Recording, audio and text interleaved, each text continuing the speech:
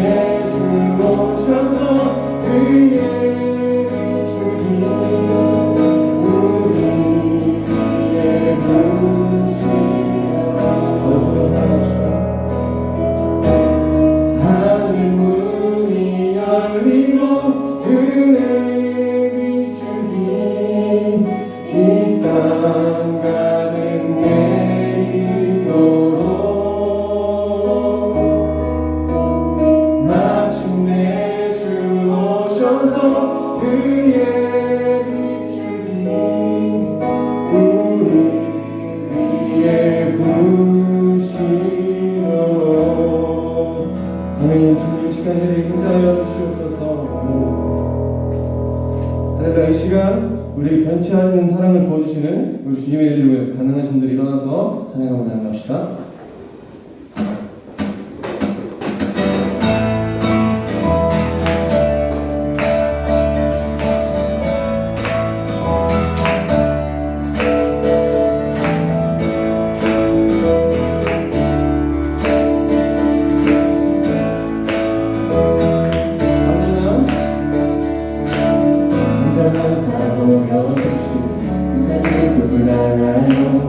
그 아들 우리에게 주신 하나님들 알아요. 사랑을 위해 나를 나는 믿네 나를 이끄소서.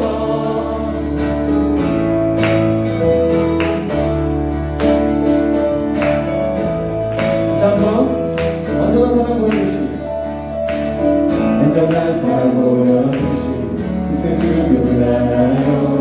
그 아들 우리에게 주신 하나님 그분 알아요. 사랑을 위해 나를 나는 믿네 나를 이끄소서. 예수 좋은 내 친구 내 곁에 계시네 영원히 변치 않네. 예수 좋은 내 친구 내 곁에 계시네 영원히 변치 않네.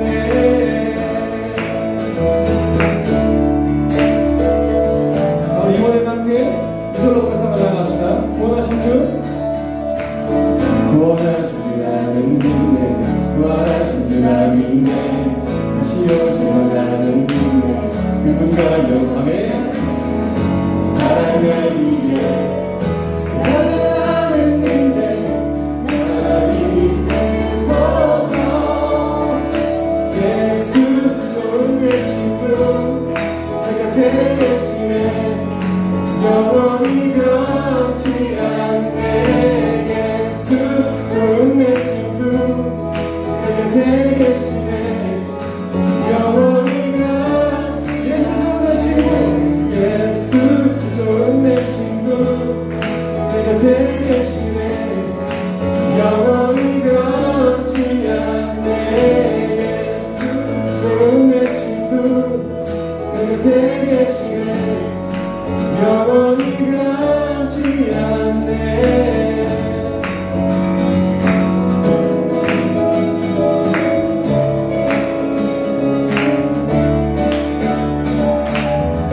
저희 번쩍하신 아버지 하나님 우리 주를 따라서 마음을 따라서 고백하며 나아갑시다.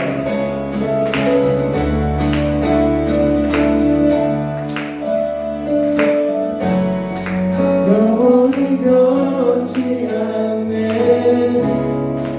영원히 변치 않네 영원히 변치 않네 영원히 다시 한번 영원히 변치 않네 영원히 변치 않네 영원히 변치 않네 영원히 변치 않네. 예수 좋은 내 친구 내 곁에 계시네 영원히 변치 않네. 예수 좋은 내 친구 내 곁에 계시네 영원히 변치 않네. 예수 좋은 내 친구 내 곁에 계시네 영원히 변치 않네. 예수 좋은 내 친구 내 곁에 계시네 영원히 변치 않네.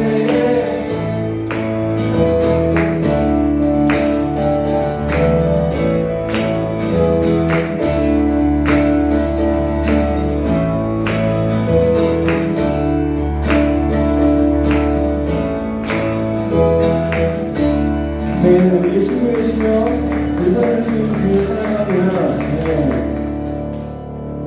앉아서 진행 바라봅시다. 여러분 마지막 찬양 라이브 피난처 예수 찬양하실 텐데 하나님께 나를 사용하라는 고백은 참으로 귀한 고백입니다. 제가 찬양을 나아가실 때 주님을 의지합니다. 주님을 사랑합니다. 나를 사용해 주시는 고백으로 찬양 나아갑시다.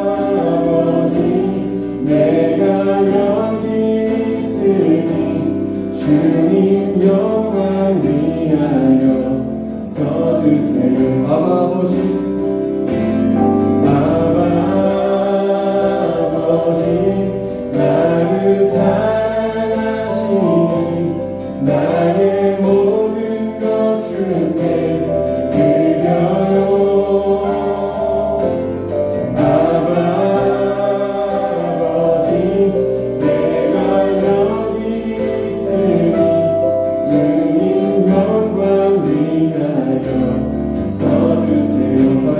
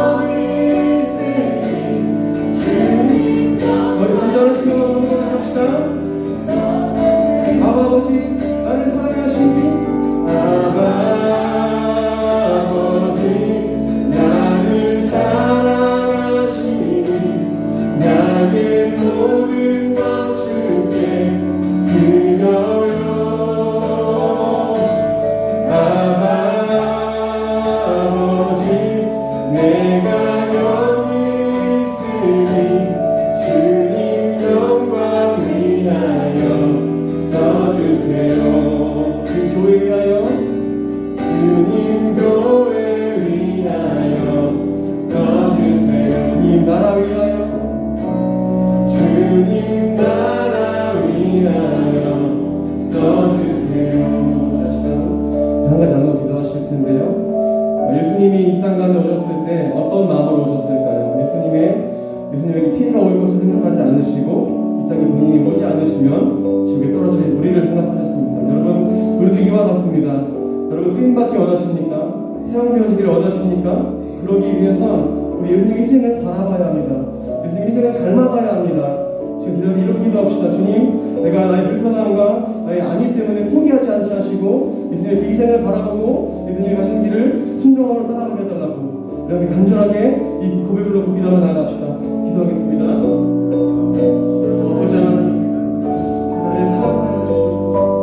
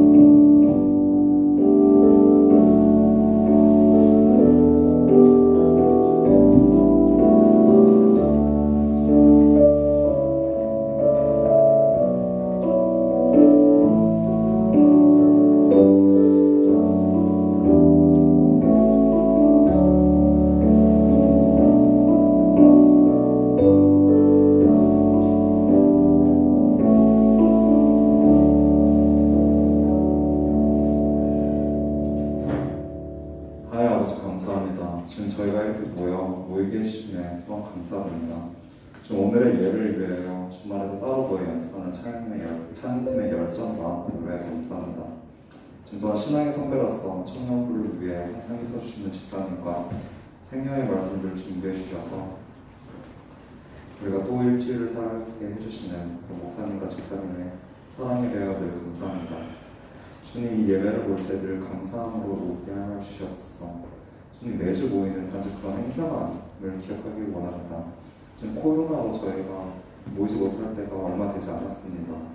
지금 그렇게 모이지 못했을 때, 그리고 다시 교회를 모였을 때 그 느꼈던 그 감사함과 주님의 인도하신 그 은혜를 지금 저희가 늘 기억하며 살아가게 하시옵소서. 지금 그런 걸 기억함으로써 이 예배의 순간순간이 너무나 소중한 것임을 또 다시 늘 기억하기 원합니다. 지금 이제 저희 청년부가 이제 1년을 마무리하는 시간이 다가오고 있습니다. 앞으로 2주 뒤면은 1년 동안 청년부를 이끌어갈 새로운 임원들을 뽑게 됩니다. 주님의 일에 청년부를 사랑하는 마음과 정말로 주님을 경외하는 마음을 가진 훌륭한 임원이 저희 청년부에 선발될 수 있도록 주 아버지 도와주시옵소서. 늘 우리를 사랑으로 인도해 주신 주님께 감사드리오며 예수님 이름으로 기도드렸습니다. 아멘.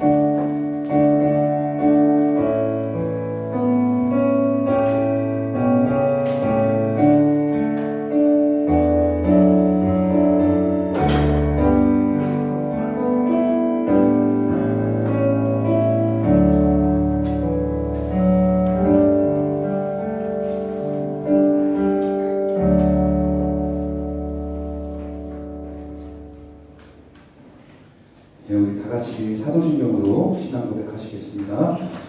전능하사 천지를 만드신 하나님 아버지를 내가 믿사오며 그 외아들 우리 주 예수 그리스도를 믿사오니 이는 성령으로 잉태하사 동정녀 마리아에게 나시고 본디오 빌라도에게 고난을 받으사 십자가에 못 박혀 죽으시고 장사한 지 사흘 만에 죽은 자 가운데서 다시 살아나시며 하늘에 오르사 전능하신 하나님 우편에 앉은 자 계시다가 저희로서 산 자와 죽은 자를 심판하러 오시리라. 성령을 믿사오며 거룩한 공예와 성도가 서로 교통하는 것과 죄를 사하여 주시는 것과 몸이 다시 사는 것과 영원히 사는 것을 믿사옵나이다. 아멘. 우리 준비하신 예를 하나님께 올려드리도록 하겠습니다.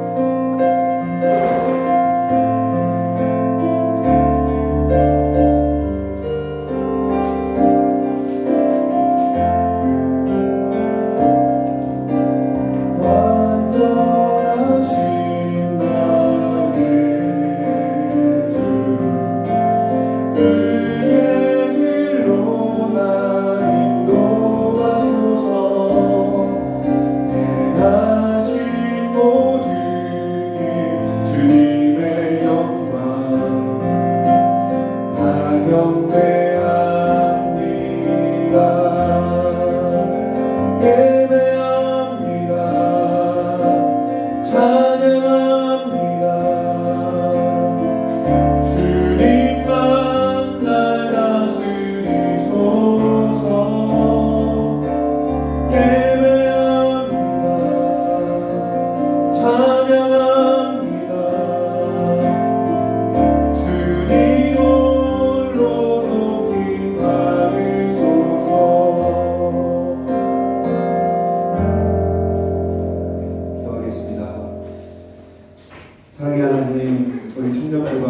또 주님의 부르심을 듣고 이렇게 한 자리에 모여서 주님의 부르심에 아멘하며 함께 예배할 수 있는 귀한 은혜 주신 것 너무나 감사를 드립니다. 정말로 이 자리에 모인 한 영혼 한 영혼이 너무나 귀중한 사람들임을 주님 앞에서 고백합니다. 한 사람 한 사람 주님께서 너무나 귀하게 여기시기에 하나님 이렇게 귀한 은혜의 자리로 불러주신 것을 믿습니다. 그러니 모인 이 자리에서 하나님의 부르심에 정말로 아멘할 때에 사랑하는 우리 청년들 모일 때마다 귀한 교제와 깊은 사귐과 하나님 정말로 하나님이 하나 되게 하신 것을 충만하게 누릴 수 있는 그런 귀한 공동체로 자라날 수 있게 주님 축복해 주시고 인도하여 주시옵소서. 하나님의 부르심에 감사한 마음으로 사랑하는 우리 청년들이 주님께 구별을 드린 예물 우리 주님이 기뻐 받으실 줄 믿습니다. 그리고 믿음으로 이 고백을 드렸사오니 하나님께서 받아주시고 그 들으신 소원에 더 풍성한 은혜로 채워주실 것들을 믿습니다. 그러니 삶으로 돌아가서 살아갈 때에 우리 주님께서 내 삶에 부어주시는 축복을 약속을 믿고 어려울 때에도 힘들 때에도 늘 감사를 잊지 않고 소망의 불길을 밝힐 수 있는 사랑하는 우리 청년들 될 수 있도록 도와주시옵소서. 오늘 2주 만에 예배를 드리게 됐는데 이 예배 가운데 주님께서 하나님 은혜를 또 2배로 부어주셔서 큰 은혜도를 이루고 돌아갈 수 있게 역사해 주실 것을 믿사옵고 존귀하신 예수님의 이름으로 기도하옵나이다. 아멘.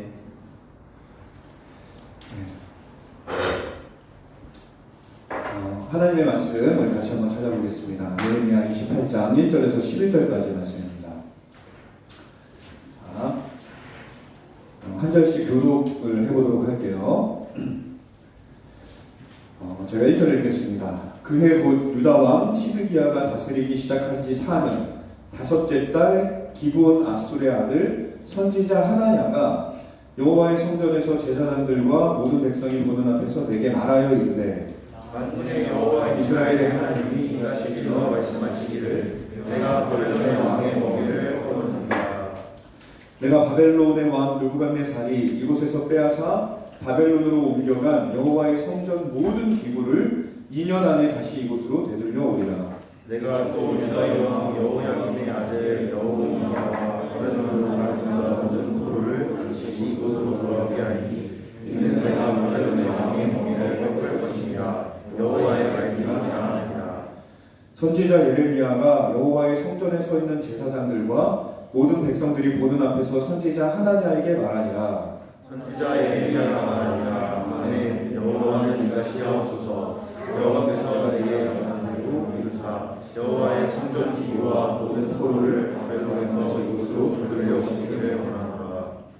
그러나 너는 내가 내 귀와 모든 백성의 귀에 이르는 이 말을 잘 들으라.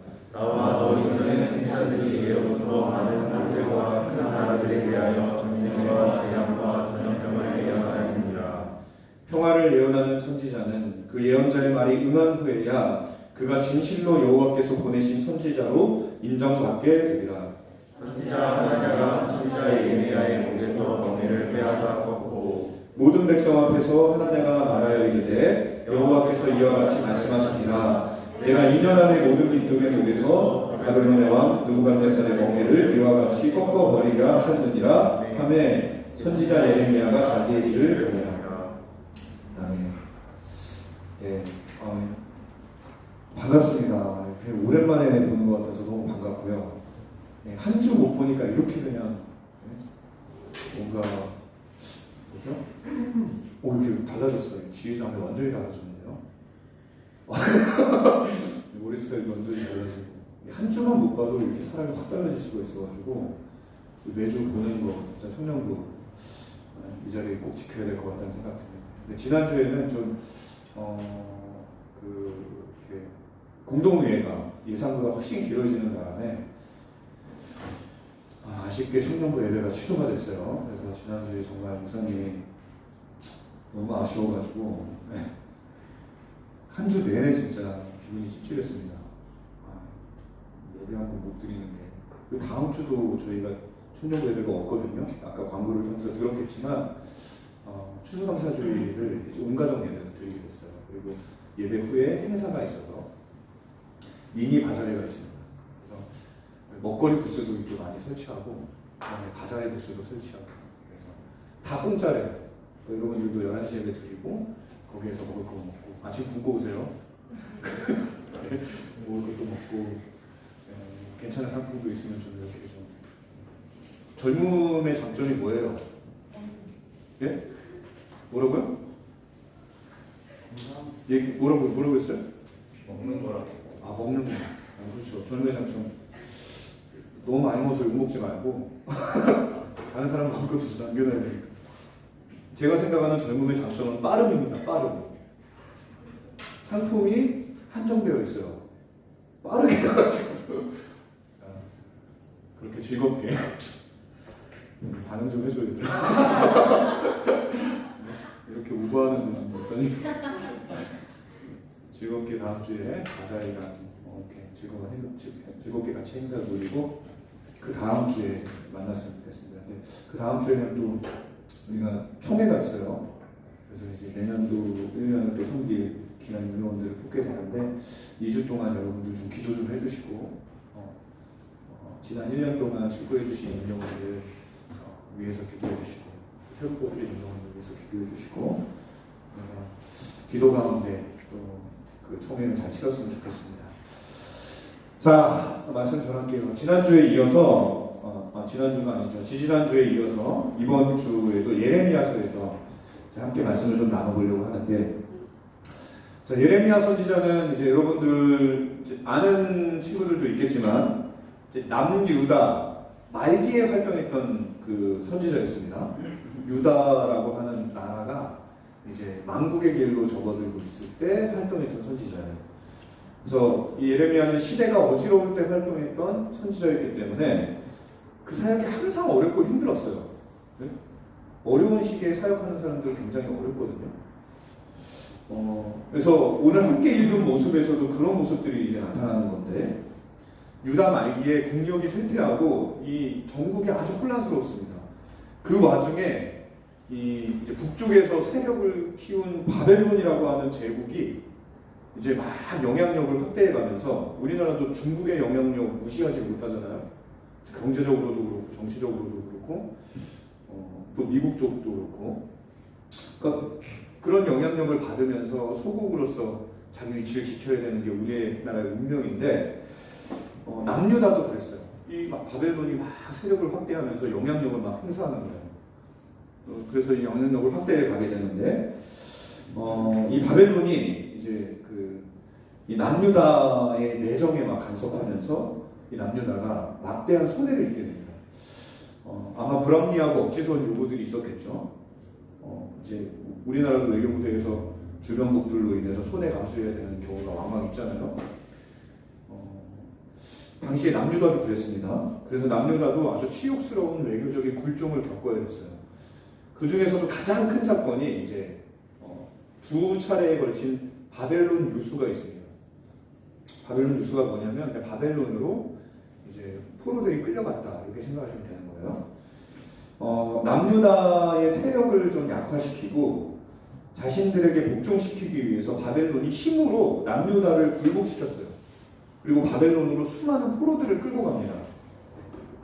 그것이 이제 첫 번째 바벨론 유수인데, 이때 이 바벨론이 남유다에서 주로 지도자들을 대거 바벨론으로 끌고 왔어요. 지도자들. 자, 지성인들을 제거하고 그 정치적 공백을 만든 거죠. 그래서 남유다를 속국으로 만들려고 했던 거예요. 이때 끌려간 대표적인 인물이 다니엘이 있습니다. 다니엘. 그런데 이제 그런 일을 이제 자행하고 거기에 이제 자기 입맛에 맞는 사람들을 리더로, 남유다의 리더로 세웠겠죠, 바벨론이.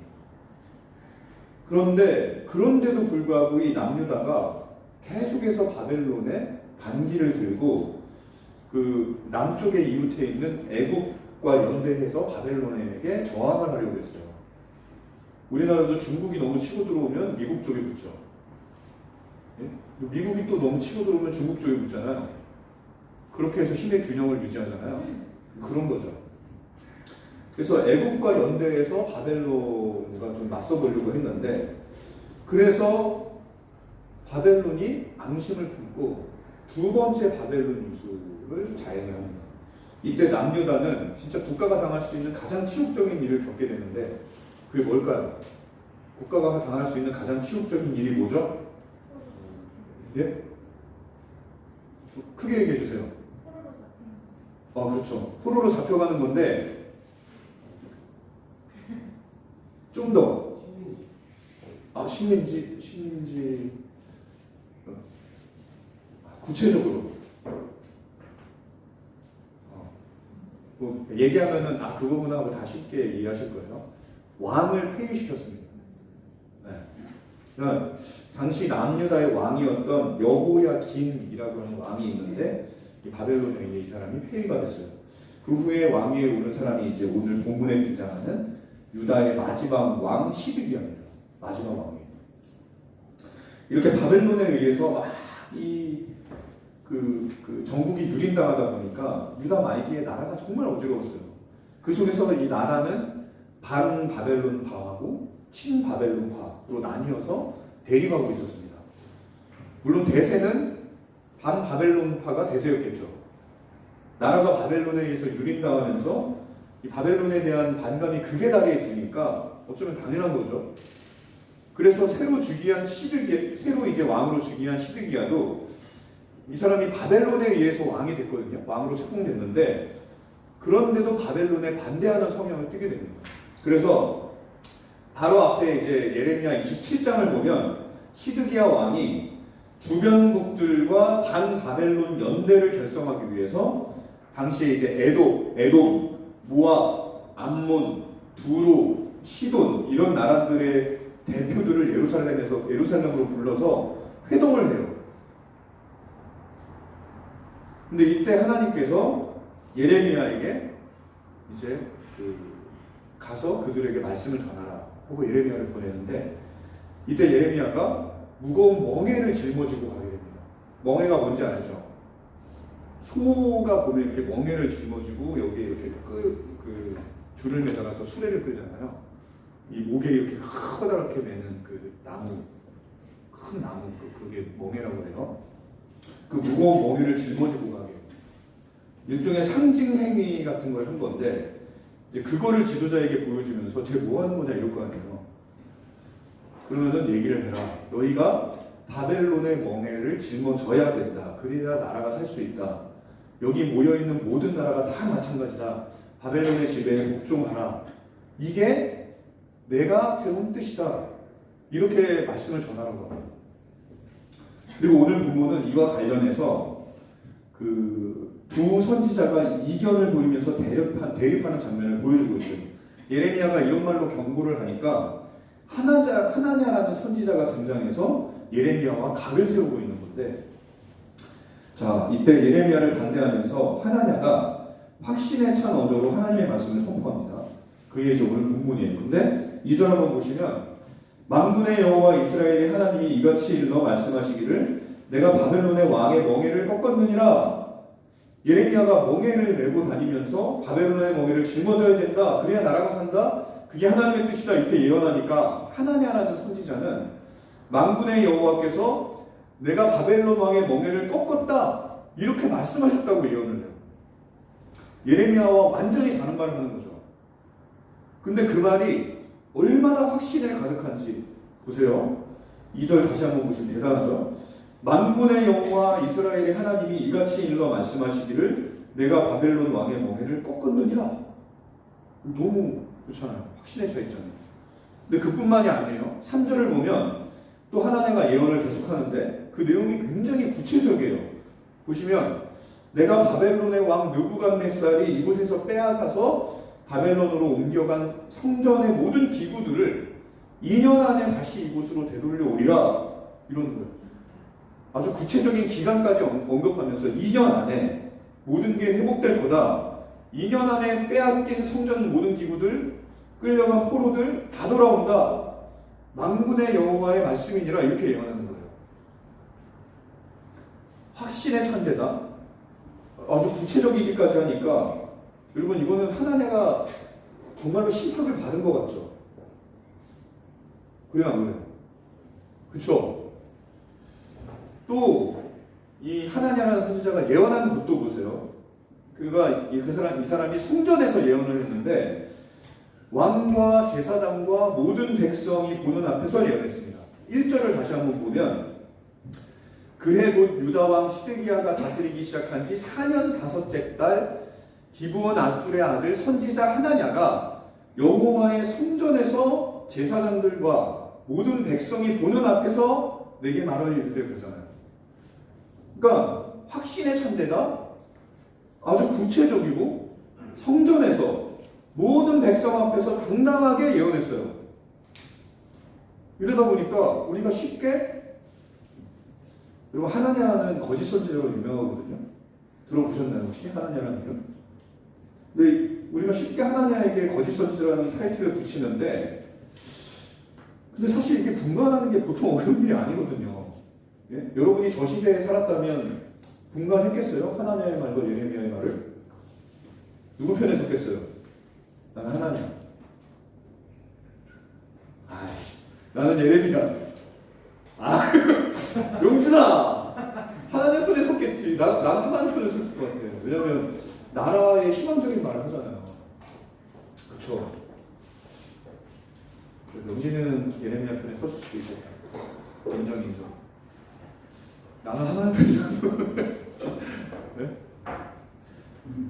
그러니까 이게 보통 어려운 일이 아니에요. 근데 게다가 이 하나냐라는 이름의 뜻이요, 여호와는 자비로우시다라는 뜻입니다. 그리고 이 사람이 출신 성분도 대단했어요. 1절에 보면은 그는 기브온 아술의 아들이라고 되어 있죠. 기브온 출신이라고 기록되어 있는데, 근데 이제 기브온은 이스라엘 역사에서 아주 유서 깊은 곳이었습니다. 솔로몬이 여기에서 1000번제를 드린 것으로 유명하거든요. 그러니까 뭐 이렇게 유서 깊은 가문 출신인 거예요. 또 본문은 계속해서 하나냐를 선지자라고 호칭하고 있어요. 그러니까 이 하나냐는 백성들에게 선지자로 인정받을 만큼 어떤 실적이 있었던 거겠죠. 그러니까 선지자라는 호칭이 붙어 있는 거예요. 그러니까 요즘 말로 치면 아버지가 장로님, 어머니가 권사님이고 총신대 신학과 졸업하고 신대원 나오고 목사 안수 받고 해외에 유학해서 신학 전공하고 게다가 실력도 출중해서 사람들에게 인정도 받고 그랬다는 거예요. 이러면 분간이 되나요? 네? 여러분, 이렇게 거짓 선지자들이 외견상 의심스러운 모습을 거의 보여주지 않습니다. 오히려 보기에 완벽해요. 얘네들은 광명한 천사의 모습으로 나타납니다. 그리고 가만히 들어와서 아주 열심히 일을 수행해요. 담대하게. 얼마나 담대해요 지금 하나냐. 그러니까 하나냐 정도 되는 인물이 거짓 선지자일 거라고 그 시대 사람들 중에 누가 생각이나 했겠어요? 왜? 이게 우리의 문제입니다. 이렇게 다들 그럴듯하다 보니까 누구의 말에 귀를 기울여야 되는가 혼란스럽고 헷갈리는 게 우리 신앙의 형편이에요. 그래서 지금도 많은 분들이 거짓 선지자들의 거짓 메시지에 속아서 잘못된 신앙생활을 할 때가 있습니다. 근데 그 면면을 보면 어떻게 이 정도 되는 분이 여기 속았나 하는 분들도 꽤 있어요. 뭐 장로님, 권사님, 오래 신앙생활 하셨는데 뭐 이단에 넘어가고, 또 지성인들, 또 고위 인사들, 예? 막 석박사들 막 이런 사람들이 막 신천지 다니고 있고, 그런 걸 보면은 속았다고 해서 사람들을 뭐라고 비난할 수도 없다는 생각이 들어요. 그만큼 위장이 뛰어나기 때문이에요. 너무 그렇다거든요. 근데 분명한 것은 하나냐는 선지자였지만 그의 메시지는 하나님께 받아서 말한 것이 아니었다는 거죠. 그것은 예레미야가 보증하고 있습니다. 그러므로 우리는 반드시 거짓 선지자의 거짓 메시지를 경계하고 이거를 분별할 수 있어야 돼요. 여러분. 그러면 어떻게 하면 우리는 교묘한 거짓 메시지를 분별할 수 있을까요? 어떻게 하면 우리 주변에서 늘 호시탐탐 기회를 엿보는 이 마귀의 괴계를 물리치고 승리할 수 있을까요? 예레미야는 이렇게 말했습니다. 9절 보십시오. 우리 같이 한번 읽어보겠습니다. 시작. 평화를 예언하는 선지자는 그 예언자의 말이 응한 후에야 그가 진실로 여호와께서 보내신 선지자로 인정받게 되리라. 예레미야는 평화를 예언하든 전쟁을 선포하든 그가 선지자로 인정을 받으려면 그 예언자의 말이 응해야 된다. 그런 후에야 그가 진실로 여호와께서 보내신 선지자로 인정받게 될 것이다. 이렇게 말했습니다. 그냥 평화를 말한다고 해서 선지자가 아니라는 거예요. 제가 명진이한테 듣기 좋은 말을 한다고 해서 제가 선지자가 아니라는 거예요. 오히려 명진이 듣기 싫은 말 맨날 잔소리해대고 막 뭐 이렇게 혼내기 나가고 그런 사람이 선지자일 수도 있다는 거예요. 오늘 명진이를 듣고 눈에 띄네. 그러니까 그냥 평화를 말한다고 해서 선지자가 아니고 전쟁을 말한다고 흉조를 말한다고 그냥 무작정 그를 미워하거나 거짓 선지자 취급해서는 안 된다는 거죠. 여러분 7절과 8절을 보세요. 그러나 너는 내가 내 귀와 모든 백성의 귀에 이르는 이 말을 잘 들으라. 나와 너 이전에 선지자들이 예로부터 많은 땅들과 큰 나라들에 대하여 전쟁과 재앙과 전염병을 예언하였느니라. 예레미야는 이전에도 수많은 선지자들이 전쟁과 재앙과 전염병을 예언한 것을 언급하면서 이런 일들을 예언한다고 해서 그를 거짓 선지자라고 할 수 없다. 이렇게 말했습니다. 그리고 예언의 말씀에서 가장 중요한 것은 그 말씀이 성취가 되는지 정말로 응하는지 이게 가장 중요하다고 말했어요.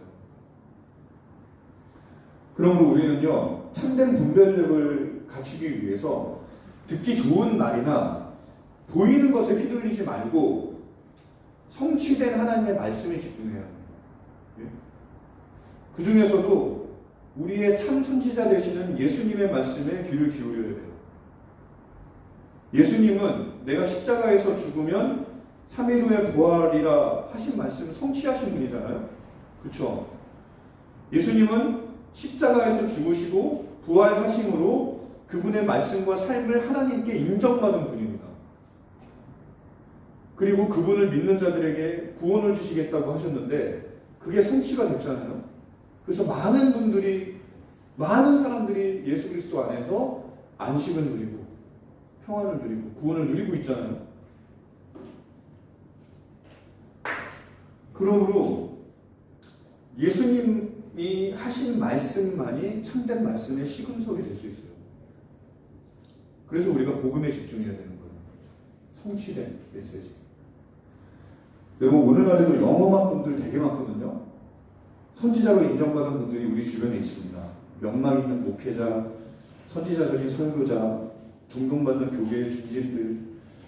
그러나 그런 분들의 메시지라고 하더라도 그 말씀은 항상 성경으로 검증을 받아야 된다는 거예요. 참 선지자 되시는 우리 주님의 말씀에 비춰봐야 한다는 겁니다. 그분의 말씀에 비춰서 지금 선포되는 말씀이 과연 타당한가, 정말 그러한가 상고하고 고민하고 기도할 수 있어야 됩니다. 심지어 제가 지금 이 자리에서 전하고 있는 말씀도 그거를 통해서 검증되어야 돼요. 네? 예수님의 복음에 합당하지 않으면 여기서 제가 딴소리 하는 거예요. 그럼 여러분이 저를 꾸짖지는 말고 이렇게 지적할 수 있어야 돼요. 네? 그러니까 모든 말씀이 그래요. 모든 말씀. 십자가와 부활의 복음 안에서 모든 말씀은 검증이 되어야만 됩니다. 여러분 예를 들어봅시다. 여러분 당장 설교 현장만 해도요. 여러분 복음의 검증이 필요해요. 설교 현장 한번 들여다보세요. 지금 대한민국 강단 대부분의 설교에서 그리스도는 강조되지 않고 뭐뭐 해라 이런 식의 윤리적 모범적인 설교만 성행하고 있습니다. 예배 잘 들으라, 기도해라, 주의 성수해라, 전도해라, 아브라함의 믿음을 본받자, 순종해야 된다. 성도가 서로 교제해야 된다. 막 이런 말들 많이 들어봤죠. 모두 맞는 말들이에요. 근데 여러분 강단에서 이런 식의 메시지만 반복이 된다면 그거는 율법주의와 공로주의만 생산하고 끝날 거예요. 생각해 보세요. 만약 신앙생활이 이게 전부라면 그러면 그리스도는 우리에게 무슨 필요가 있습니까? 네? 예배 잘 드리면 되고, 기도 많이 하면 되고, 주일 꼬박꼬박 지키면 되고, 전도하면 되고, 열심히 믿고 순종하면 그게 신앙생활이라면 그리스도가 무슨 필요가 있어요? 네? 아브라함을 우리가 믿음의 조상으로 배웠죠. 네? 믿음의 조상 아브라함, 이게 옛날 노래인데 이거 아는 사람 나이 들었어요. 나이 든 거예요 우리 시골이. 자, 믿음의 조상으로 배웠는데 상처받으면 안 돼. 네? 여러분 강단에서 아브라함에 대해서 설교할 때 흔히들 아브라함의 믿음을 본받자 이렇게 말씀을 선포하고 합니다. 네? 아브라함이 자기 아들인 이삭을 하나님께 산제물로 드리려고 그랬잖아요. 그 믿음을 본받아야 된다. 여러분 자주 들어보셨죠? 근데 여러분 이런 식의 설교가 성경적인 가르침이에요? 이런 식의 설교는 참된 기독교적인 설교가 못 됩니다. 왜냐하면 여러분 이런 식의 메시지는 유대교, 천주교, 심지어는 기독교 이단들 예배 가서도 얼마든지 들을 수 있어요. 예? 신천지에서도 이런 식으로 설교합니다. 물론 신천지는 이단이기 때문에 이런 가르침이 결국 이만희 교주를 믿으라 이런 메시지이기 때문에 전혀 다른 경우라고 할 수 있을 거예요. 그러면 유대인들은 어떻습니까? 유대인들도 이런 식으로 설교를 합니다. 근데 유대교가 바라보고 있는 하나님은 구약의 하나님이죠. 그렇죠? 우리가 믿는 하나님이죠. 그러면 그들이 구약의 하나님을 바라보면서 아브라함의 믿음을 본받자라고 하면 그건 올바른 가르침일까요? 네, 헷갈리죠. 아니에요. 그럴 수가 없죠. 여러분 이런 식의 메시지는 우리 행위를 교정할 수 있을지 모르지만 우리 영혼을 바꿀 수는 없어요. 그래서 이런 메시지를 계속해서 듣다 보면 신앙은 공로주의로 기울어집니다. 율법주의처럼 경색이 되는 거예요. 그러면 어떻게 하면 아브라함의 믿음에 대한 메시지가 우리에게 올바른 가르침이 될 수 있을까요? 히브리서 1장 1절과 2절 말씀 보면 옛적의 선지자들을 우리 같이 한번 읽어볼까요? 시작! 옛적의 선지자들을 통하여 우리 조상들에게 말씀하신 하나님이 이 모든 날 마지막에는 아들을 통하여 우리에게 말씀하셨으니 이 아들을 만유의 상속자로 세우시고 또 그로 말미암아 모든 세계를 지으셨느니라. 히브리서 보면 이런 말씀이 있는데, 자 여기서 강조되는 건 하나님께서 옛적의 선지자들을 통해 여러 말씀을 하셨는데 이제는 아들을 통해서 우리에게 말씀하셨으니까 이제 아들의 말을 우선해야 된다 이렇게 얘기하는 겁니다. 이게 시금석이에요. 따라서 말씀을 볼 때 우리는 복음을 가지고 그 말씀을 볼 수 있어야 돼요. 그러지 않으면 우리의 믿음은 잘못될 수 있습니다. 여러분 유대교는 구약 성경을 기초로 세워진 신앙식이에요. 그렇죠? 근데 예수님이 오셔서 유대교의 잘못을 지적하고 고치려고 애쓰셨습니다. 그런데 그들이 예수님의 말을 듣지 않았죠. 그리고 예수님과 반복했어요. 이와 마찬가지로 우리가 성경을 믿고 따르면서도 과거에 유대교가 그랬던 것처럼 예수님과 반복하는 잘못을 저지를 수 있어요. 우리도 유대교 신앙처럼 될 수 있습니다. 그러므로 우리는 그렇게 되지 않기 위해서 예수님의 말씀에 우선권을 둬야 돼요. 예수 그리스도를 기초로 하여 신앙이 세워질 때 신앙은 제대로 세워질 수 있기 때문에 그렇습니다. 이거를 예수님이 마태복음 16장에서 이렇게 말씀하신 바 있어요. 베드로가 주는 그리스도시요 살아계신 하나님의 아들이십니다 이렇게 고백했을 때 예수님이 17절 보면 예수께서 대답하여 이르시되 과연하 시몬아 내가 복이 있도다 이를 내게 알게 하니는 혈육이 아니요 하늘에 계신 내 아버지시니라 하시고 또 내가 내게 이르노니 너는 베드로라 내가 이 반석 위에 내 교회를 세우리니 음부의 권세가 이기지 못하리라 하셨습니다. 이 말은 무슨 뜻이에요? 예수님에 대해 제대로 된 신앙 고백이 있을 때 우리는 베드로와 같이 반석처럼 되어서 그 위에 교회가 설 수 있다라고 하는 거예요. 음부의 권세가 이기지 못할 정도로 튼튼한 음부의 권세도 못 이기는, 못 쓰러뜨리는 교회. 그런 건물은 예수 그리스도에 대한 신앙 고백 그 반석 위에만 선다는 겁니다. 여러분 예수님에 대한 신앙 고백이 분명해야 돼요. 따라서 아브라함의 믿음을 이해하려면 우리는 그리스도를 통해서 이 믿음을 조명해야 돼요. 그리스도가 아니면 아브라함과 같은 부활 신앙은 애초에 가질 수가 없습니다. 아브라함이 자녀를 제물로 드리려고 했어요. 그 이유는 하나님이 자기 아들을 다시 살리리라 믿었기 때문이거든요. 히브리서 11장 17절부터 19절까지 보면 우리 같이 한번 또 읽어볼까요? 시작. 아브라함은 쓴 시험을 받을 때에 믿음으로 이삭을 드렸으니 그는 약속들을 받은 자로 돼 그 외아들을 드렸느니라. 그에게 이미 말씀하시기를 내 자손이라 칭할 자는 이삭으로 말미암으리라 하셨으니 그가 하나님이 능히 이삭을 죽은 자 가운데서 다시 살리실 줄로 생각한지라. 비유컨대 그를 죽은 자 가운데서 도로 받은 것이라. 신약 성경은 이렇게 아브라함의 믿음을 평가하거든요. 아브라함이 부활 신앙을 가지고 있었다는 거죠. 그래서 이삭을 드리려고 했다는 거예요. 근데 여러분 말이 쉽지 부활 신앙을 가지는 게 어디 쉽나요?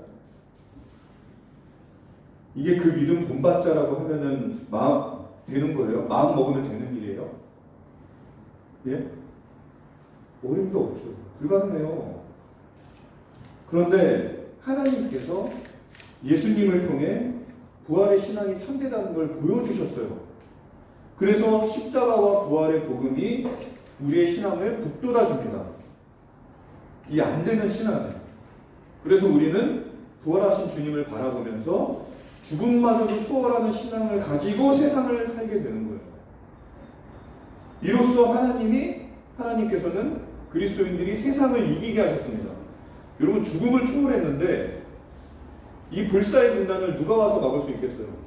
불사신 군단 막을 수 있어요? 영화에서 보면은 판타지 영화 보면 막 불사신 군단 많이 나오죠. 못 막아요. 아무도 못 막죠. 우리 믿음의 주 대신 예수 그리스도의 십자가와 부활의 복음이 아니었다면 우리는 아브라함의 믿음에 동참할 수 없었을 겁니다. 그러면 우리는 세상에서 영광이 뭔지, 승리가 무엇인지, 하나님 나라가 무엇인지 그런 거 모르고 찌그러져서 살았겠죠. 이 기드온이 막 찌그러져가지고 세상 권세에 짓눌려서 그 포도주 틀에서 밀타작했던 것처럼 그러면서 살았던 것처럼 세상에 이길 믿음 가지고 그러고 사는 거예요. 이 세상에는 권세들도 많고 힘들도 많고 유혹들도 많으니까. 근데 하나님께서 이런 상황을 바꿨어요. 십자가에서 전세를 역전시켰어요. 아브라함의 이야기는 이런 식으로 읽어야 됩니다.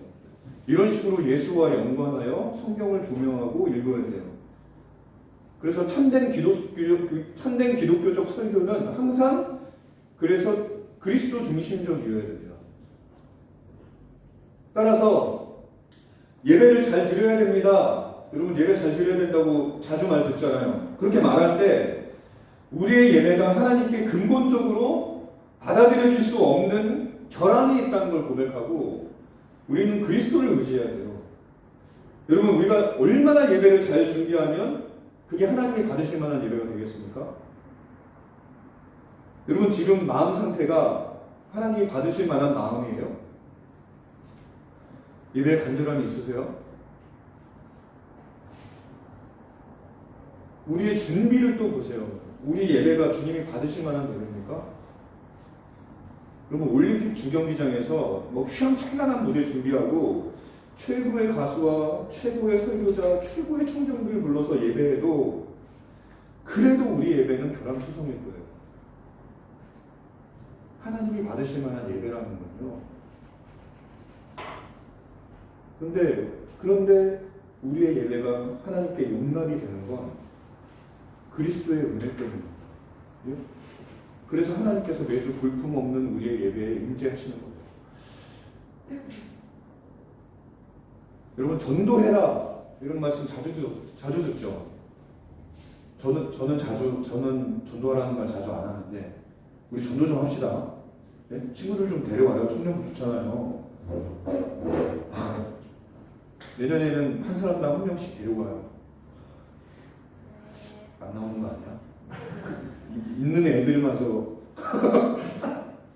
자, 근데 전도해라 그러는데, 전도해라라고 말할 때 여러분 우리의 말주변은요, 또 우리의 행위는 결코 전도에 합당한 모습이 못 됩니다. 영원히 못 될 거예요. 네? 여러분 당장 제가 설교단에 오를 때만 해도 저 매번 이런 모습들과 부딪혀요. 그런데 논리도 부정확하고 열정도 없는, 노력도 부족한 그런 말을 따라서 놀랍게도 성령께서 가세요. 여러분들에게 가십니다. 네? 저는 그래서 설교 현장에서 나귀 새끼에 올라타신 그리스도가 보여요. 네? 저의 이 말들은요, 이 설교는 나귀 새끼에 불과합니다. 그런데 겸손하게 우리 왕이 거기 타셔서 여러분에게 가시는 거예요. 그래서 우리에게 열매를 알려주세요.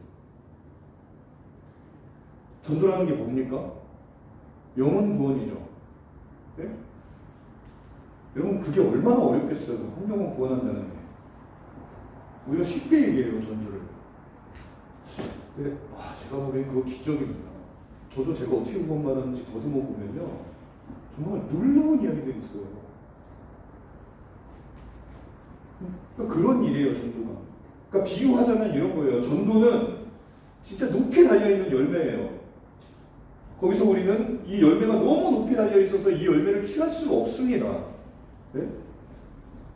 그게 우리의 처지인데 주님께서 미련한 우리를 통해서 전도의 큰 열매를 거두게 하시는 거예요. 그러니까 전도는 우리에게 은혜예요. 네? 여러분 전도해보면 알게 될 거예요. 막 부정확한 말 하고 막 논리도 안 되는 말 막 하고 그러는데 거기에 낚여요. 따라와요. 이거 뭐지? 뭐 이런 일들이. 여러분 또 선행이라고 하는 건 어때요? 우리 안에 선한 것이 있어도 여러분 그 선이 올바른 방향으로 또 적절히 쓰여지게 하는 은혜가 있어야만 선은 선이 됩니다. 그래야 진짜 선행이라는 게 돼요. 여러분 오늘날 부모 사랑이 왜곡되어서 자식을 망치는 일이 얼마나 많이 있습니까? 예? 부모는 사랑을 하는 건데 그게 왜곡이 되고 또 남용이 돼가지고 자식들이 엇나가요. 사랑이 지나쳐가지고 오냐오냐 하는 바람에 얘가 막 버릇이 없어지고, 사랑이 비뚤어져서 막 잘못까지도 받아주는 바람에 자녀들이 막 이기적으로 자라고. 사랑인데 그게 사람을 망쳐요. 사랑인데. 이건 우리의 선행이 하나님의 인도 안에 있어야 함을 보여주는 단적인 예예요. 이거 가르치시기 위해서 예수님이 우리의 선생이 되신 겁니다. 예? 같은 원리로 설교에서 강조하고자 하는 모든 교훈의 모든 측면은 그래서 다 그리스도와 먼저 연관되어져야 돼요. 참된 기독교적 설교가 선포될 때 참된 기독교적 삶이 거기서 만들어지기 때문에 그렇습니다. 그러면 여러분 교회 생활이 신앙생활이 아니에요. 그 안에 신앙생활이 있는 게 맞지만 교회 생활 잘하는 게 신앙생활 잘하는 게 아닙니다. 여러분은 예수를 알아야 돼요. 예수와 교제해야 돼요.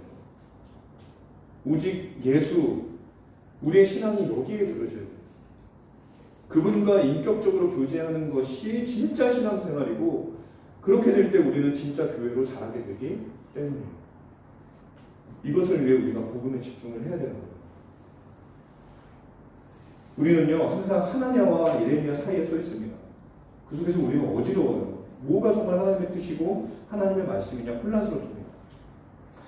이 상황을 극복하려면 우리는 성경을 성경되게 하는 시금석, 늘 복음을 바라보고 복음을 통해서 선포되는 말씀을 바라봐야 돼요. 필터링해야 되고 검증해야 됩니다. 그리고 단순히 평화를 얘기하고 덕담을 한다고 해서 수용하는 게 아니라 때로는 쓴소리라도 때로는 찌르는 말이라도 때로는 정죄처럼 들리고 심지어 폭언처럼 들리더라도 그 말씀이 복음에 합당하다면 우리는 쓰더라도 그 말을 아멘으로 받을 수 있는 그런 사람이 되어야 할 것입니다. 예수님께서는 바리새인들에게 마태복음 23장 15절 보면 화 있을진저 외식하는 서기관들과 바리새인들이여 너희는 교인 한 사람을 얻기 위하여 바다와 육지를 두루 다니다가 생기면 너희보다 배나 더 지옥 자식이 되게 하는도다. 이런 험한 말을 하셨어요. 이거 진짜 장난 아니죠. 예? 열심히 전도하는데 가가지고 전도했어요. 그리고 2배 더 지옥 자식을 만든다는 거예요. 바리새인들이. 독사의 새끼들아 이런 말도 하셨죠. 이건 험한 말 정도가 아니라 그냥 악담이고 막 욕이에요. 그러나 바리새인들은 예수님께서 하신 말씀이기 때문에 예수님은 그분이 행하신 일에서 계속해서 성취를 보이셨잖아요. 하나님의 능력이 계속해서 주님의 사역에서 나타났죠. 그러면 그거를 귀담아 들었어야만 합니다.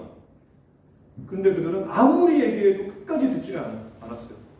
욕을 해도 예수님이 얼마나 답답하겠으면 욕을 했겠어요. 좀 들어라 이거죠, 이거는. 근데 안 들었어요. 그 결과 그들은 정말로 독사의 자식이 되어버렸어요. 그럼 우리는 달라야 됩니다. 참되고 진실한 말이 때로는 욕에 담겨서 전해질 때가 있어요. 제가 여러분 욕할 수도 있습니다. 말할게요. 이거 안 해요.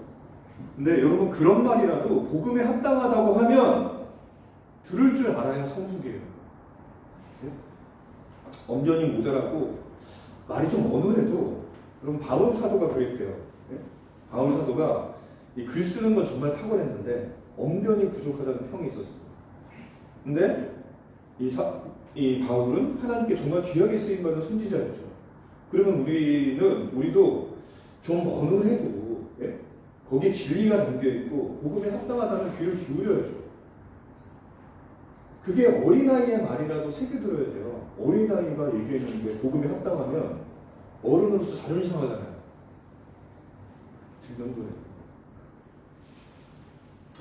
하나님의 말씀은 궁극적으로 우리의 평화를 위해 주신 말씀입니다. 6절 보세요. 6절 보면 같이 한번 읽어볼까요? 시작. 선지자 예레미야가 말하니라. 여호와는 이같이 하옵소서. 여호와께서 내가 영원한 만대를 이루사 여호와의 성전 기구와 모든 포로를 바벨론에서 이곳으로 여기로 오시기를 원하노라. 여러분 이거 보면 알겠지만 예레미야의 마음도 선지자 하나냐의 마음하고 다르지 않았습니다. 하나냐의 말에 예레미야가 아멘 한 건요, 그의 말을 비꼬기 위해서가 아니에요. 아이고 아멘 이게 아니에요. 정말 진심으로 그 말이 아멘이 되기를 원했기 때문입니다. 그러니까 이렇게 하나님의 마음도 예레미야의 마음도 사실은 평화에 있어요.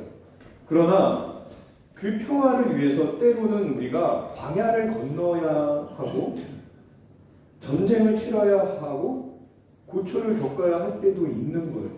죄와 피 흘리기까지 싸워야 되고 가족들과 불화를 겪어야 할 때도 있는 거예요. 마태복음 10장 34절 보면 이런 말씀이 있어요. 내가 세상에 화평을 주러 온 줄로 생각하지 말라. 화평이 아니요 검을 주러 왔노라. 이거 우리 예수님이 하신 말씀입니다. 그렇게 주님은 그러니까 진리에 대해서만큼은 타협이 없었어요. 이렇게 말하실 정도로. 그러나 이 진리의 건너편에는 우리를 위해 예비하신 기업이 있고 하나님의 나라가 있습니다. 회개하라 천국이 가까이 왔느니라. 우리 주님이 하신 말씀이잖아요. 여러분 회개는 힘들고 어렵고 아픈 과정이에요. 자기가 틀렸다는 것을 인정해야 되는 거니까. 그러나 우리 주님을 따라서 돌이키면 진리의 길을 따라가면 천국이 거기 있습니다. 그래서 회개하라 천국이 가까이 왔다 말씀하신 거죠. 이거는 주님의 약속이에요.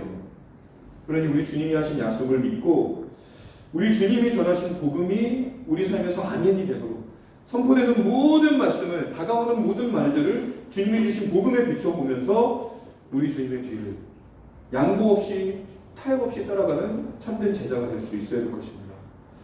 예레미야를 보세요. 11절 보면 같이 한번 읽어볼까요? 시작. 모든 백성 앞에서 하나냐가 말하여 이르되 여호와께서 이와 같이 말씀하시니라. 내가 2년 안에 모든 민족의 목에서 바벨론의 왕 느부갓네살의 멍에를 이와 같이 꺾어버리라 하셨느니라 하매 선지자 예레미야가 자기 얘기를 하더라. 예레미야는 하나냐가 선포하고 백성들이 이 하나냐 편에 섰어도 한결같이 주님 말씀을 쫓았어요. 예레미야가 자기 얘기를 가니라. 여러분 이 문장 되게 고독하게 느껴지지 않습니까? 안타깝게 느껴지죠. 다 하나님 편에 서 있고 예레미야 혼자예요. 근데 그 길이 외로워도 그 길이 험해도 아무도 알아주지 않아도 그는 하나님을 쫓았어요. 이와 같이 우리도 주님의 길을 한결같이 따르는 제자가 되어야 할 것입니다. 그 길이 고립무원이어도 혈혈단신이어도 누군가 쓴 책의 제목처럼 한길 가는 순례자가 될 수 있어야 될 겁니다. 그렇게 할 때 우리는 세상으로부터 구별돼서 하나님께 영광이 되는 그런 삶이 될 거예요. 그런 삶을 사모하시며 진리로 우리를 거룩하게 하옵소서. 이런 기도할 줄 아는 자가 되어야겠습니다. 그리고 복음을 시금석으로 해서 하나님의 말씀을 분별하기를 힘쓰며 그 길을 힘써 따라가는 사람들이 될 수 있어야 할 것입니다. 우리 함께 찬양합시다. 우리 찬양할 때 우리 비길 수 없는 찬양 같이 한번 하겠습니다.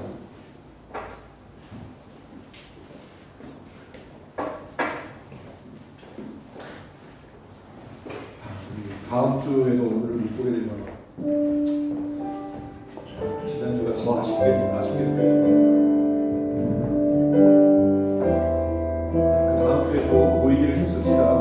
우리 이길 수 없는 찬양할 때 정말로 여러분 지금 다른 거다 그냥 제쳐놓고 예수님 한 분만 바라보고 이 찬양 드렸으면 좋겠어요. 여러분 예수님 진짜 살아계십니다.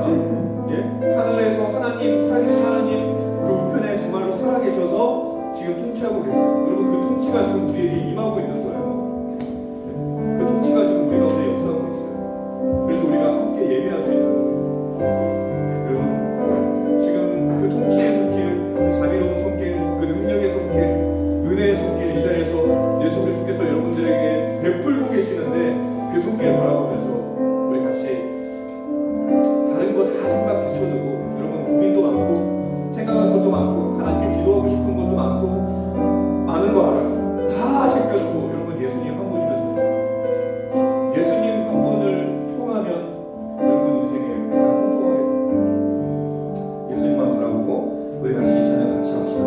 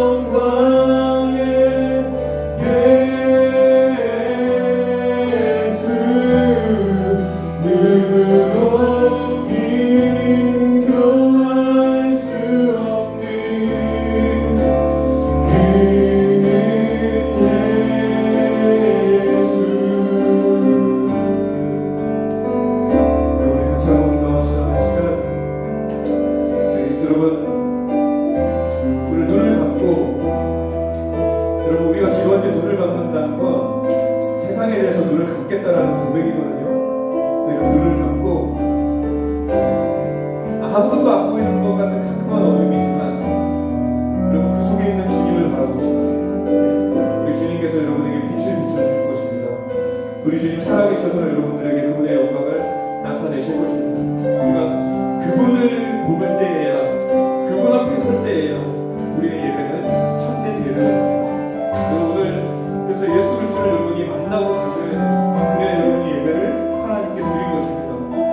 여러분 시간에 예수님 한 분만 눈을 감고 예수님 한 분만 바라보고 예수님 나의 주님 되어주신 거 너무나 감사를 드리고 하나님 예수님께서 나의 주님 되신 거 하나님 모자란 내 인생 하나님 정말로 방황할 수밖에 없는 양과 같은 내 인생 주님께서 붙들어 주시고 정말로 주님의 영광이 되게 하시기 위해서 하늘에 빛나는 별처럼 우리를 수놓으시기 위해서 이 어둠 가운데 우리를 빛으로 밝혀주시기 위해서 우리 가운데 주님으로 오셔서 우리를 구원하신 것을 믿습니다. 그런 주님 내 안에 역사하여 주셔서 내 삶을 새롭게 하여 주시고 이제 다음 한 주를 삶으로 나아가야 될 텐데 우리 주님 내 삶 가운데 빛을 비춰주셔서 우리가 어떻게 살아야 할지 예수 그리스도께서 기뻐하시는 삶은 무엇인지 월요일에는 어떻게 살아야 되겠는지 화요일에는 어떻게 살아야 되겠는지 가정에서는 어떤 모습으로 그리스도와 더불어 살아야 되는지 직장에서는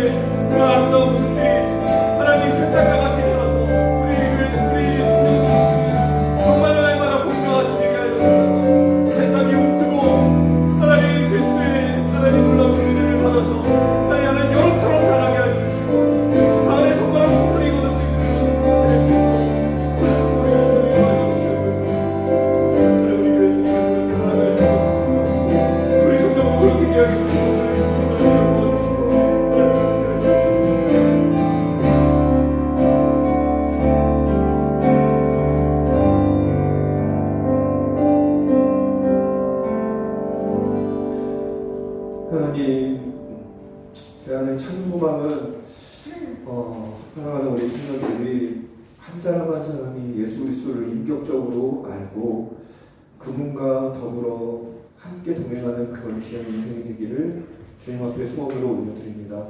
그 일을 주님께서 우리 가운데 행하시고 계시는 줄을 믿습니다. 하나님, 성경을 많이 아는 것도 신앙생활이 아니고 기도에 많이 참석하는 것도 신앙생활이 아니고 또 같이 웃고 떠들고 즐겁게 교회 생활하는 것도 신앙생활이 아닙니다. 우리 주님과 더불어 함께 살아가는 것이 신앙생활인 줄 믿습니다. 우리는 그런 인생을 살아야 됩니다. 사랑하는 우리 청년들, 그런 인생을 세울 수 있도록 우리 청년부를 복되게 하여 주시고 우리 청년부는 그런 인생을 만들어가는 그런 터전이 될 수 있도록, 축복의 터전이 될 수 있도록, 능력의 현장이 될 수 있도록 우리 청년부 그런 곳이 되게 주님이 축복해 주시고 인도하여 주시옵소서. 오늘 우리 청년들 눈을 감고 한 분 하나님만 바라보며 우리의 주 되신 예수 그리스도만 바라보며 자기의 삶을 돌아보았습니다. 예수와 더불어 한 주를 살아야 할 인생을 내다보았습니다. 그곳에서 비전을 주님께서 비춰주신 것을 믿습니다. 소망을 비춰주신 것을 믿습니다. 가정에서, 직장에서, 학업에서, 일터에서, 일하면서 하나님 누구를 만나도 하나님 함께 또 공동체 생활하는 교회 안에서 어떻게 살아야 할지 주님께서 가르치신 줄로 믿사오니 또 보이지 않아도 옆에 계시면서 가르치실 것을 믿사오니 주님과 늘 함께 한다는 것을 믿고 담대하게 삶으로 돌아가게 하여 주시고 우리 주님의 뒤를 따라 걸을 때 하나님께서 어떤 승리를 주시는지 어떻게 삶을 아름답게 천국으로 정말로 바꾸고 가시는지 회개하라 천국이 가까이 왔다 하셨는데 하나님 그 가까이 온 천국 정말 목격하고 그것을 경험하면서 살아갈 수 있는 귀한 한 주가 될 수 있도록 사랑하는 청년들 붙들어 주시고 다음 주에는 청년부로 모이지 못하지만 또 주님께서 그 다음 한 주도 주님께서 함께하여 주시고 2주 후에 청년부 모임을 다시 만날 때 간절한 마음으로 또 이 자리를 찾을 수 있는 승리하여서 또 돌아올 수 있는 사랑하는 우리 청년을 되게 하여 주시옵소서. 이제는 우리 주 예수 그리스도의 은혜와 하나님의 사랑하심과 성령님의 감화 감동 인도 교통하시는 역사가 오직 예수 그리스도 안에 참된 신앙이 있다는 것을 믿고 저는 예수와 더불어 살아가겠습니다. 그렇게 고백하고 다짐하고 돌아가는 사랑하는 우리 청년들 한 사람 한 사람의 머리 위에 그 귀한 삶 위에 그리고 그 귀한 삶을 뒷바라지하고 그 귀한 삶을 돕기 위해 세우신 귀한 우리 청년부 위에 안부전원 교회 위에 이제로부터 영원토록 함께 있을지어다. 아멘.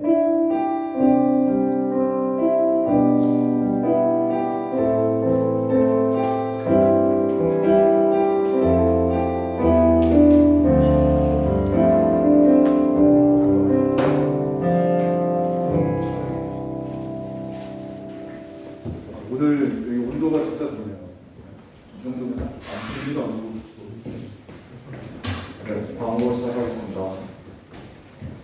오늘은 제 소망이 있습니다. 그다음 11월 3주차에 진행된 총회가 다음 주에 있는 성탄절 행사로 인해 4주차로 연기되었습니다. 3주차에는 추석 감사주일도 청년 예배를 따로 드리지 않고 오전 11시에 공통 예배가 있습니다. 추석 감사 한번부터 필요하신 분은 뒷자리에서 가져가시면 되시고요. 네, 제주도에는 창규 형제가 귤을 보내줬어요. 귤은 뒷자리에 있으니 많이 가져가 주시고 창규 형제한테도 안부 인사 하나씩 해주시면 좋을 것 같습니다.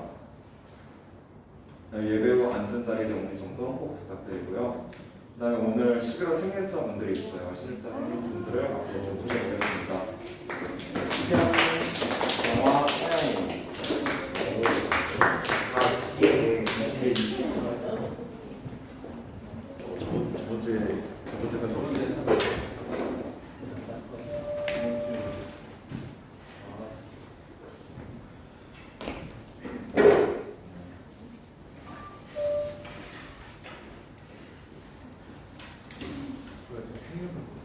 네, 저희가 이번 주부터는 케이크를 준비했습니다.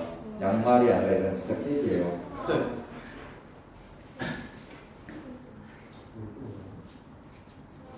자, 그러면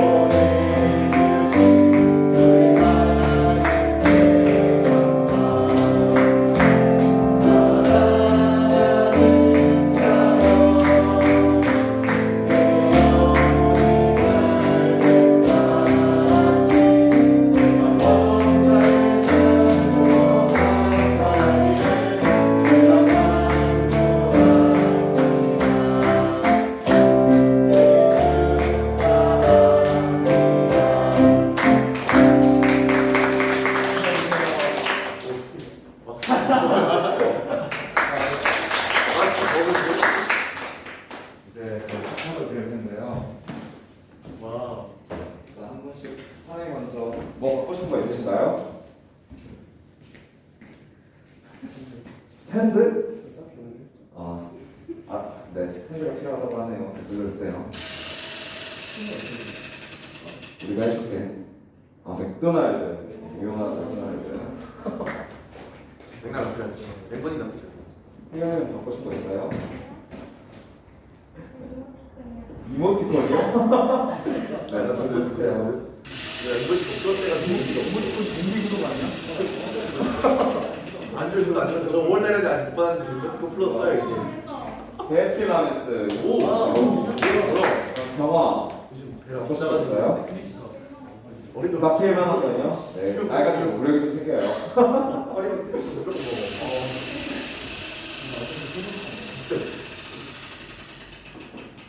오. 네, 카페 일반학원. 네, 오. 그렇게 됐습니다. 네, 생일 축하드려요. 고맙습니다. 이번에 축하드릴게요. 다음에 이제 차량 분가하려고 하는데 혹시 평택적 차량 필요하신 분? 영훈이는 찬양아. 네, 오케이. 네, 그다음에 송탄적 차량 필요하신 분? 아하. 건이는 그러면 송탄적.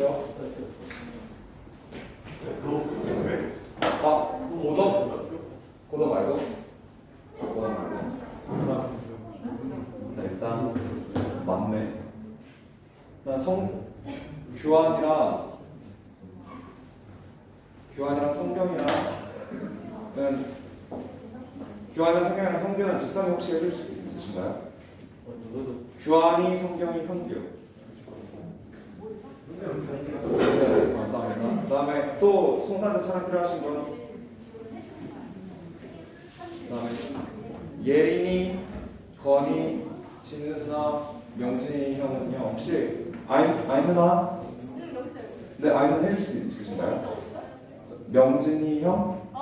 네, 건이, 그 다음에 예린이, 진우 누나. 근데 나 오늘 제자가 간식인데 그럼 제가 하겠습니다. 네. 제가 그러면 송탄적 아까 내분은 제가 해드리고요. 또 송탄적 씨가 필요하신 분?